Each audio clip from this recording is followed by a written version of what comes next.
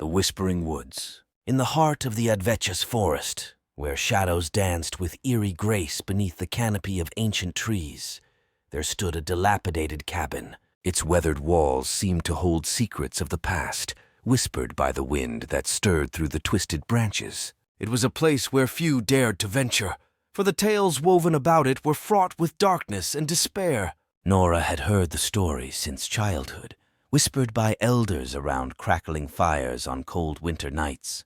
They spoke of a curse that befell anyone who dared trespass upon the cabin's threshold after dusk. But Nora was not one to be swayed by superstition. She was drawn to the mystery, her curiosity overpowering any sense of fear. As the sun dipped below the horizon, casting long shadows across the forest floor, Nora made her way through the dense undergrowth towards the cabin. The air grew thick with the scent of damp earth and decay, and the distant hoot of an owl sent shivers down her spine. But still she pressed on. The cabin loomed before her, its windows dark and foreboding. Nora hesitated for only a moment before pushing open the creaking door and stepping inside.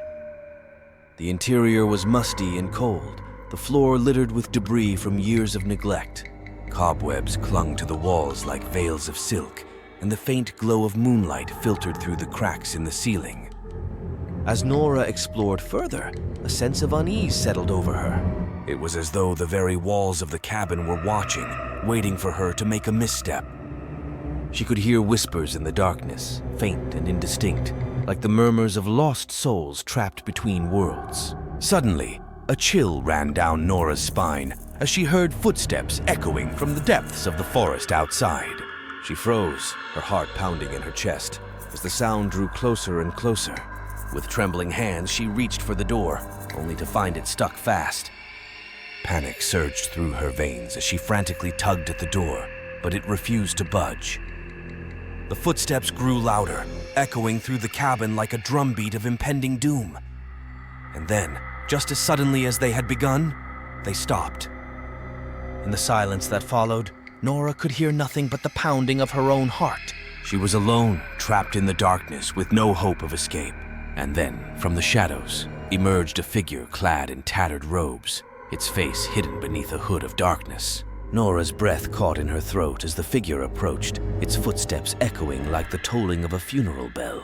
And then, with a voice like the whisper of the wind through the trees, it spoke. "You have trespassed upon sacred ground," it hissed, its words dripping with malice. "Now you shall pay the price for your curiosity." With a wave of its hand, the figure unleashed a torrent of darkness that engulfed Nora, swallowing her whole. And as the echoes of her screams faded into the night, the cabin stood silent once more, its secrets buried beneath the forest floor for eternity.